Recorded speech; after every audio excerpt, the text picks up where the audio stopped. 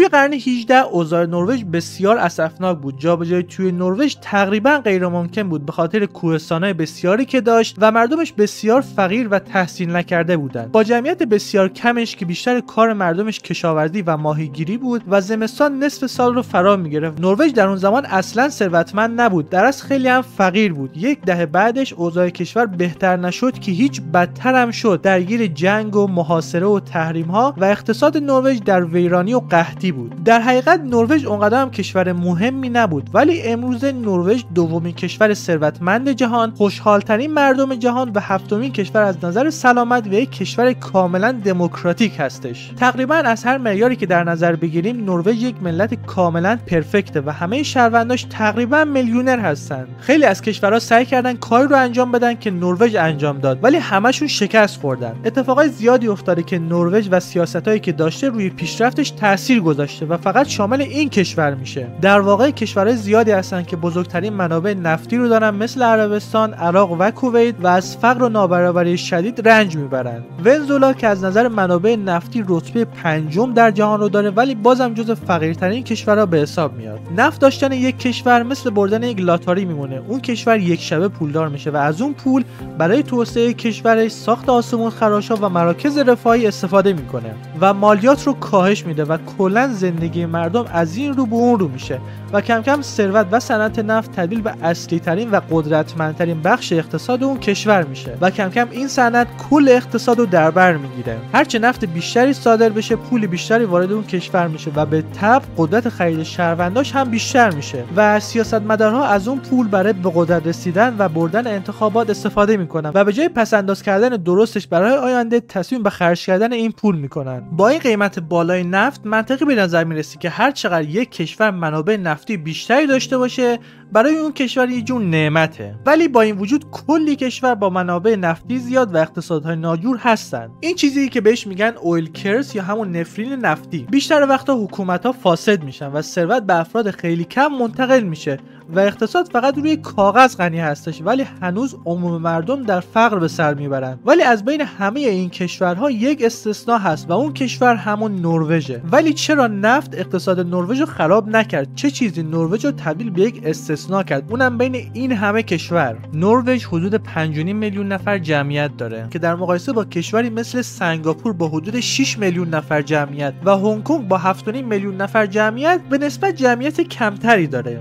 ولی با وجود جمعیت کمش زمینی به وسعت 385,000 کیلومتر مربع داره که در مقایسه با هنگ کنگ 144 برابر و 464 برابر سنگاپور وسعت داره و از نظر وسعت و اندازه حتی با ژاپن هم برابری میکنه. با اینکه نروژ و ژاپن مقدار مشابه مناطق کوهستانی دارن، ولی با این حال جمعیت ژاپن 22 برابر جمعیت نروژ هستش که طبیعتا این موارد نروژ رو به کم جمعیت ترین کشور جهان با کمترین تراکم جمعیت در اروپا تبدیل کرده. نروژ بیشتر زمیناش عمدتاً کوهستانی و بسیار سرد با زمینهای ناهموار و غیر قابل کشت هستش که اصلا قابل سکونت مردم نیست، که تازه از این 385,000 کیلومتر فقط 2.2% زمینهاش یعنی 7,000 کیلومتر برای کشاورزی مناسبه که یعنی یکی از پایین‌ترین درصدها در جهان رو داره. به خاطر همین معایب ذاتی در مورد پتانسیل کشاورزی و زمینهای غیر قابل کشت بسیارش یه سری فرضیاتی هستش که میگه این کشور از ابتدا فقیر بوده و وقتی در سال 1960 به نفت دست پیدا میکنه همه چی تغییر میکنه و راه رو برای پیشرفت نروژ فراهم میکنه. ولی حقیقت اینه که نفت نروژ رو ثروتمند نکرد، بلکه نروژ از چیزی که بود ثروتمندتر کرد. نروژ در تمام طول تاریخ خودش کشوری تقریبا ثروتمند بود، اونم دقیقاً با همون جغرافیایی که برای تولید محصولات کشاورزی نامناسب بود. عوامل جغرافیایی دیگه هم وجود داره که میتونه تعیین کننده سرنوشت یک کشور جدا از پتانسیل کشاورزی اون کشور باشه. نروژ دارای طولانی ترین خط ساحلی در اروپا به اندازه 83281 کیلومتر، تقریبا 6 برابر خط ساحلی بریتانیا و رتبه دوم طولانی ترین خط ساحلی در بین تمام کشورها بعد از کانادا رو داره. و خب مردم نروژ در دستای کوچک بین کوهها در سرتاسر نروژ جدا از هم زندگی می‌کردند و برخلاف بقیه کشورها مثل افغانستان به راحتی به آب‌های آزاد دسترسی داشتند. این جغرافیای نروژ باعث رشد فرهنگ دریایی و دریانوردی نروژ شد و آبراها به مردم نروژ این اجازه رو داد که به راحتی بین شهرهاشون سفر کنن و از طرفی این آبراها باعث شد که کشورهای خارجی به راحتی به داخل نروژ سفر کنن و به بزرگترین دارایی طبیعت نروژ یعنی جنگل‌های عظیم و منابع چوبی دسترسی پیدا کنند که صنعت چوب نروژ رو به بزرگترین صنعت چوب اروپا تبدیل کرد، تا زمانی که توی اواخر قرن 18 راه آهن پتانسیل چوب کشورهای اروپایی مثل روسیه، فنلاند و سوئد رو باز کرد. قرنها فرهنگ دریانوردی و تماس با آبهای آزاد باعث شده بود نروژ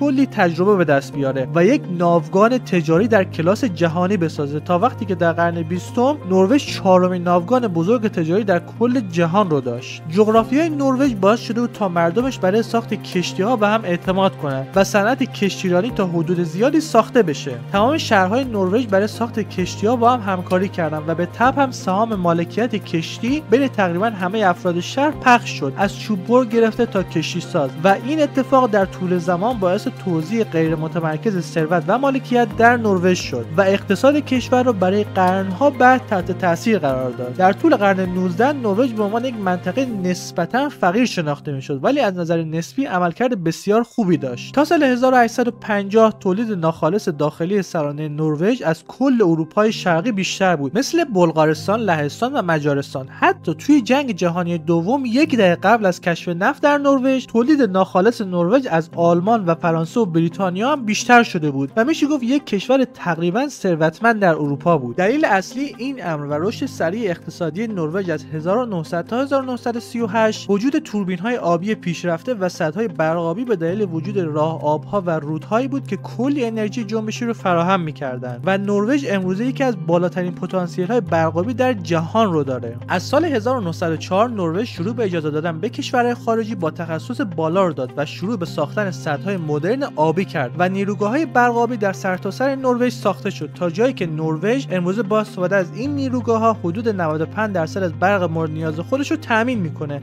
و تبدیل به هفتمین تولید کننده برق‌آبی در جهان تا سال 2024 شد و باعث شد این کشور به سرعت صنعتی بشه، به طوری که 2/3 جمعیت نروژ در سال 1920 به برق دسترسی داشتند که توی اون زمان 2 برابر نرخ آمریکا بود. این مقدار زیاد برق برای کشوری با جمعیت کم باعث ساخت کارخانه‌های تولید آلومینیوم پالایش شده تحت شرکت نورسک هایدرا که امروزه یکی از بزرگترین شرکت‌های آلومینیومی در جهان بود شد. جمعیت کوچک و پراکنده نروژ نیازمند سرمایه و تخصص بود. با این حال اونها به سرمایه‌گذاران خارجی بزرگ نیاز داشتن تا بهشون در ساخت نیروگاه‌های برق‌آبی و کارخونه‌هاشون کمک کنن و اگرم بخوان کنترل خودشون رو بر منابع همچنان حفظ کنن و دارایی‌های کشورهای خارجی رو ملی کنن، به تبع باعث فرار سرمایه و تخصص در آینده میشد. بنابراین نروژ تصمیم گرفت که یک رویکردی عملگرانه و طولانی بر صنعت آب اتخاذ کنه که مستقیما بر روی رویکردی که با صنعت نفت و گاز در چند دهه بعد داشتن تاثیر داشت. دولت نروژ معتقد بود منابع انرژی باید در اختیار نروژی‌ها و مردمش باشه. پس اومد یه سری قوانین رو برای کشورهایی که قصد سرمایه‌گذاری در نروژ داشتن تصویب کرد که مالکیت خارجی رو محدود می‌کرد. یکی از اون قوانین این بود که نیروگاه‌های برق‌آبی و معادنی که کشورهای خارجی ساختن و تامین مالی کردن باید پس از یک دوره 60 تا 80 سال فعالیت بدون غرامت به دولت نروژ تحویل بدن. به این ترتیب شرکت‌های خارجی به سرمایه‌گذاری در کشور ادامه میدادن، چون بازدهی کافی براشون رو داره. اما دولت نروژ میدونست که در دراز مدت این شرکت‌ها تاج و تخت نروژ رو حفظ میکنن و امروزه بیش از 90% ظرفیت نیروهای برق‌آبی نروژ در اختیار دولت هستش و به همین دلیله که نروژ یک دولت به شدت ثروتمند، دموکراتیک و صنعتی بود، حتی قبل از اینکه کشورهای خارجی به دلیل وجود میادین بالقوه نفت و گاز فراساحلی در اواخر دهه 1950 به نروژ علاقه‌مند بشن. اما در اون زمان افراد کمی وجود داشتن که واقعا معتقد بودن نفت یا گازی در دریای شمال یافت میشه. اونها به این نتیجه رسیده بودن که وجود هر گونه نفت و گاز در این فلات قاره باید کاملا نادیده گرفته بشه. اما درست در سال 1950 یک کشف گاز طبیعی بسیار بزرگی در همون نزدیکی انجام شد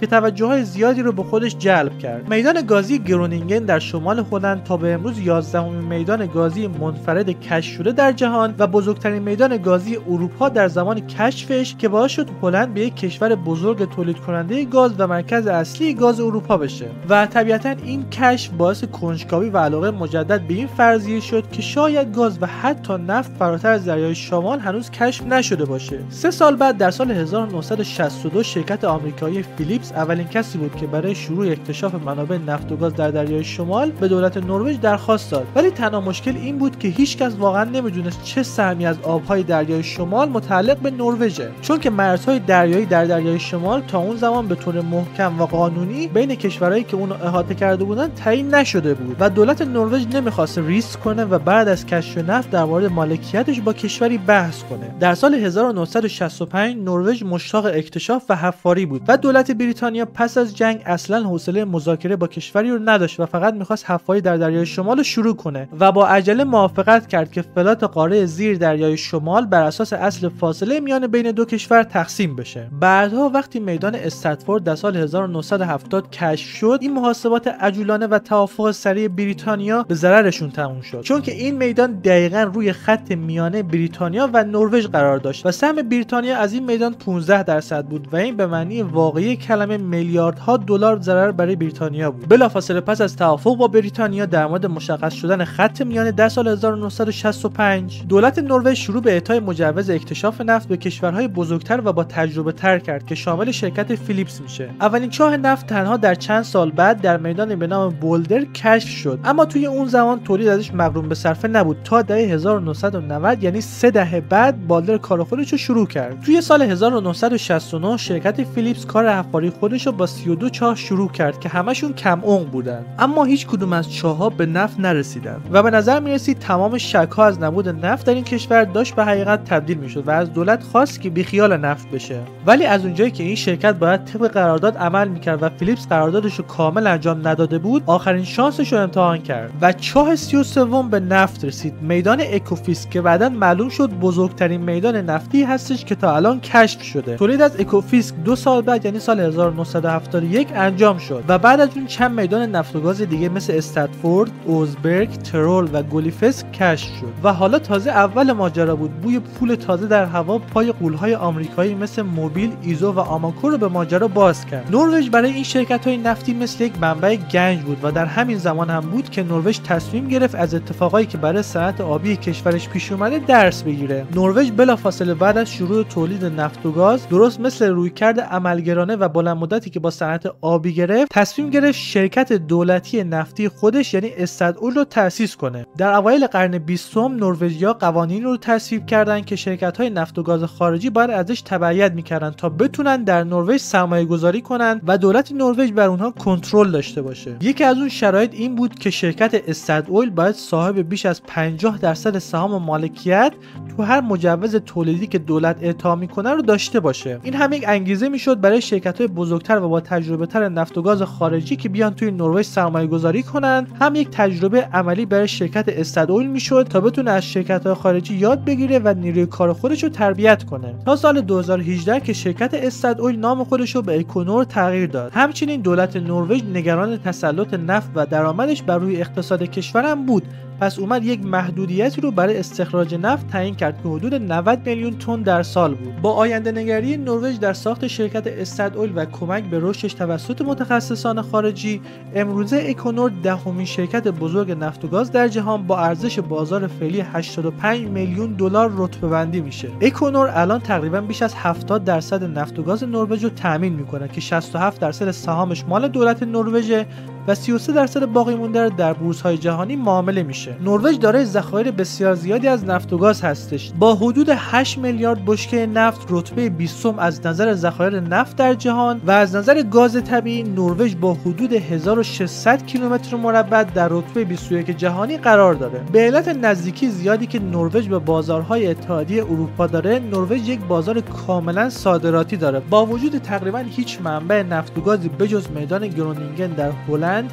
اتحادیه اروپا همیشه مجبور بوده که بیشترین نفت و گاز خودش رو از خارج وارد کنه. مشکل واردات نفت مشکل بزرگی نبود چون میشد از طریق بشکه اونها رو جابجا کرد، اما گاز طبیعی به دلیل حجم زیادی که اشغال میکنه از نظر اقتصادی غیر ممکنه و این به معنی ساخت خط لوله در زیر آب برای انتقال گاز هستش که اتحادیه اروپا رو به همسایگان خودش یعنی روسیه و نروژ و الجزایر وابسته میکنه. در سال 2021 نروژ در مجموع 11 خط لوله گاز و زیردریا احداث کرد میکرد که مستقیما گاز رو به مصرف کننده ها منتقل میکرد. در سال 2010 نروژ به عنوان دومین صادرکننده بزرگ گاز طبیعی بعد از روسیه شناخته شد. در اتحادیه اروپا در سال 2021 دقیقاً قبل حمله روسیه به اوکراین، روسیه 40% و نروژ 20% گاز اتحادیه اروپا و از نظر نفتی روسیه 25% و نروژ 9.4% کل نفت اروپا رو تامین میکرد. در هر سال میلیاردها دلار پول به دولت نروژ سرازیر میشد و دولت نروژ عملاً به یک دولت نفتی تبدیل شده بود. تا سال 2021 نفت و گاز حدود 21% از کل تولید ناخالص داخلی نروژ و 51% از کل صادرات نروژ رو تشکیل میداد. اما نروژ هیچ وقت به عنوان یک دولت نفتی دچار فساد و اقتصادگرایی نشد و دلایل قابل توجهی نروژ رو از بقیه کشورها جدا میکنه. خب میشه گفت بیشتر کشورهای نفتی اقتصادشون حول استخراج و صادرات نفت و گاز انجام میشه، به طوری که حتی بدون اون صنایع اقتصادشون با فروپاشی مواجه میشه. اما دولت نروژ به عنوان یک کشور نفتی و کاملا دموکراتیک در تضاد بسیار شدید با کشورهای مثل عربستان، روسیه و ونزوئلا که همگی جزء کشورهای مستبد و فاسد در جهان هستن قرار میده. یک دلیل بزرگی که چرا انبوه زیاد نفت و گاز این کشور رو مثل بقیه کشورهای نفتی مستبد و فاسد نکرد، به دلیل تاریخ جغرافیایی این کشور و سیاست‌های آینده‌نگری که دولت اونها رو از همون اولی که نفت کشف شد وضع کرد. این کشور قبل از اکتشاف نفت یک فرهنگ طولانی از مالکیت مشترک منابع طبیعی مثل چوب و آب داشته. کشوری که قبلا صنعتی ثروتمند و توسعه یافته داشته و دارای ثبات و دموکراسی کارآمد که در اون ثروت و قدرت غیر متمرکز بود. مالکیت اشتراکی منابع قبلا در فرهنگ جامعه جا افتاده بود و تضاد خارق‌العاده‌ای با هر کشوری که نفت و گاز کشف کرده بود داشت. از بین تمام کشورهایی که به نفت و گاز دست پیدا کرده بودند، فقط تعداد انگشت شماری از اونها از نظر سیاسی مستقل و دارای یک نظام عادل و سطح پایین نابرابری و فساد بودند. هرچند که برای اولین بار که پول شروع به سرازیر شدن به این کشور کرد، دولت تقریبا مطمئن نبود که باهاش چه کار کنه و اقتصاد این کشور کاملا به نفت و گاز متکی شد. در دهه 1970 تا 1980 که قیمت نفت بالاتر بود، باعث رشد و شکوفایی اقتصاد نروژ شد چون بهش وابسته بود. ولی در سال 1986 که قیمت نفت به یک باره سقوط کرد، نروژ وارد رکود شد. یک داستان قدیمی که برای دولت‌های نفتی پیش می اومد. نروژ درآمد نفتی خودش رو هدر نداد، ولی نیاز داشت که باهاش یک کار مفید انجام بده. وقتی که اقتصاد یک کشور تحت شعاع قیمت یک کالا قرار میگیره، بهترین کار سرمایه‌گذاری متنوع و این دقیقاً همون کاری هستش که نروژ انجام داد و صندوق بازنشستگی دولتی خودش رو در سال 1990 ساخت. این صندوق به عنوان صندوق ثروت دولتی مشترک متعلق به دولت نروژ و مردم تأسیس شد که توی اون درآمد مازاد حاصل از شرکت‌های نفتی دولتی مثل اکونور و مالیات صنعت نفت و گاز برای نسل‌های آینده نروژ سرمایه‌گذاری می‌شد. برای جدا کردن دولت و اقتصاد به دور از نفت و گاز، قوانین سختگیرانه‌ای در مورد این صندوق‌ها ایجاد شد و شروع به سرمایه‌گذاری در بازارهای سهام جهانی و املاک کردند. قوانین بسیار سختی ایجاد شد. یکیش اینه که هر ساله فقط 3% از کل صندوق رو میشه برداشت کرد که نه تنها باعث رشد میشد، بلکه به سیاستمداران اجازه سوء استفاده از دارایی‌های این صندوق رو نمیداد که وسوسه بشن و ثروت‌های نفتی رو به امید آینده خرج کنن و برای خودشون رأی جمع کنن. یکی دیگه از این قوانین سفت و سخت اینه که نمیتونه حتی روی شرکت‌های نروژی سرمایه‌گذاری کنه که شاید در نگاه اول خنده‌دار به نظر بیاد، ولی هدف اصلی این صندوق سرمایه‌گذاری و تنوع بخشیدن به ریسکه که اگه یک روزی اقتصاد نروژ با رکود مواجه شد، این صندوق به راه خودش ادامه بده چون روی شرکت‌های داخلی سرمایه‌گذاری نکرده و میتونه یک ضامن مالی باشه برای مواقعی که همچین شوک‌های کوتاه مدتی پیش میاد. این صندوق از سال 1990 از هیچی تبدیل بزرگترین صندوق دارایی مستقل با بیش از 1.5 تریلیون دلار سرمایه شده و حدود 1.5% از کل سهام بیش از 9000 شرکت سهام عام رو در اختیار داره و بزرگترین سرمایه‌گذار بازارهای سهام جهانی امروزه و این در حالی که خود اقتصاد نروژ تنها حدود 0.5% از کل اقتصاد جهانی رو تشکیل میده و با این فکت که جمعیت نروژ فقط حدود 0.007% از کل جمعیت زمین رو تشکیل میده، ولی با این حال صاحب 1.5% از کل اقتصاد جهانی هستش. صندوق نفت در حال حاضر نسبت به جمعیت نروژ اونقدری بزرگ هستش که اگه تصمیم بگیره همه این پول رو نقد کنه، تقریبا 275,000 دلار به هر شهروند نروژی میرسه که اگه بخوایم با دلار 60,000 تومان حساب کنیم، تقریبا برای هر شهروند چیزی حدود 16 میلیارد تومان میشه که حتی به همون نرخ برداشت 3% در سال حدود 20% از کل بودجه نروژ رو تامین میکنه و به نروژ این توانایی رو میده که کمتر بر نوسانات قیمت نفت و گاز تکیه کنه و کشور رو از سقوط قیمت نفت در آینده محافظت کنه. نروژ هنوز هم که هنوزه بالاترین درصد مالیات در جهان رو داره، اما مردمش هرگز نگران پرداخت قبض‌های پزشکی که از پسش برنیان نیستن. نروژ تونست خوششانس باشه و خودش رو برای یک آینده قابل پیش‌بینی آماده کرد. نفت بخش بزرگی از اقتصاد نروژ و کلی از مشاغل پردرآمد رو ایجاد کرده. اگه نفت همین فردا از بین بره، نروژ آسیب می‌بینه، اما هنوز هم میتونه یکی از ثروتمندترین کشورهای روی زمین باشه. اما آیا این به این معنیه که اقتصاد نروژ کامله و بقیه کشورها باید این اقتصاد رو کپی کنن؟ جواب منفیه، چون نروژ توی یک موقعیت خیلی خوششانسی بود. اقتصاد نروژ برای کل جهان مناسب نیست، بلکه فقط برای خود کشور نروژ مناسبه. با تشکر از وقتتون، بنده عرفان شفیعی هستم، دانشجوی نفت فردوسی.